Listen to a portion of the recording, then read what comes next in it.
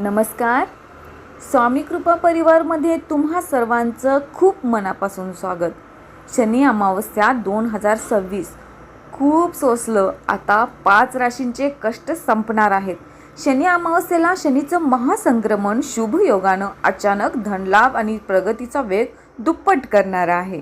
ज्योतिषशास्त्रानुसार शनी अमावस्येच्या दिवशी होणारे शनीचे भव्य संक्रमण 5 राशींना अनपेक्षित प्रगती देईल आणि त्यांची तिजोरी धनानं भरेल.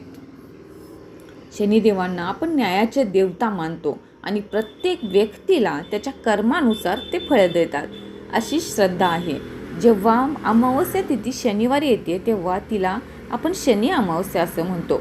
हिंदू धर्मात हा दिवस विशेष प्रभावशाली मानला जातो. 2026 मधील शनी जयंती विशेष आहे. ज्योतिषशास्त्रानुसार शनी अमावस्येच्या दिवशी होणारे शनीचे भव्य संक्रमण 5 राशींना अनपेक्षित प्रगती देईल. शनी अमावस्येच्या दिवशी एक शुभ योगी जुळून येत आहे. ही वर्षातील पहिली शनी अमावस्या असून याच दिवशी शनीच्या भ्रमणात एक मोठा बदलही होत आहे. हा योग 5 राशींना प्रचंड धन आणि प्रगती देईल. शनीचे महासंक्रमण ऑक्टोबरपर्यंत 5 राशींना प्रगती आणि आर्थिक लाभ मिळवून देणारे असेल. ज्योतिषशास्त्रानुसार शनी जयंती ज्येष्ठ अमावस्येला साजरी केली जाते. यंदा 16 मे 2026 रोजी सकाळी 5:11 वाजता सुरू होते आणि 17 मे 2026 रोजी पहाटे 1:30 वाजता संपते.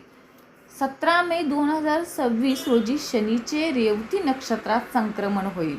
त्यामुळे शनीच्या अमावस्येच्या छायेखाली शनीचे नक्षत्र बदलेल, ज्यामुळे ऑक्टोबरपर्यंत 5 राशींना करिअरमध्ये प्रगती आणि अनपेक्षित आर्थिक लाभ मिळतील. चला तर मग जाणून घेऊया त्या 5 राशी कोणत्या आहेत ते. यातील पहिली रास आहे वृषभ रास. ज्योतिषशास्त्रानुसार शनीच्या नक्षत्राची ही युती वृषभ राशीच्या जातकांसाठी शुभ परिणाम देईल. नवीन स्रोतांकडून उत्पन्न मिळेल, ज्यामुळे तुमची आर्थिक स्थिती मजबूत होईल. रखडलेली कामे पूर्ण होतील.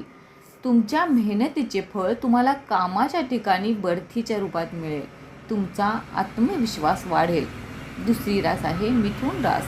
ज्योतिषशास्त्रानुसार शनीच्या या युतीमुळे मिथुन राशींच्या लोकांच्या करिअरमध्ये अनपेक्षित बदल होतील, पण लवकरच परिस्थितीत सुधारणा होईल.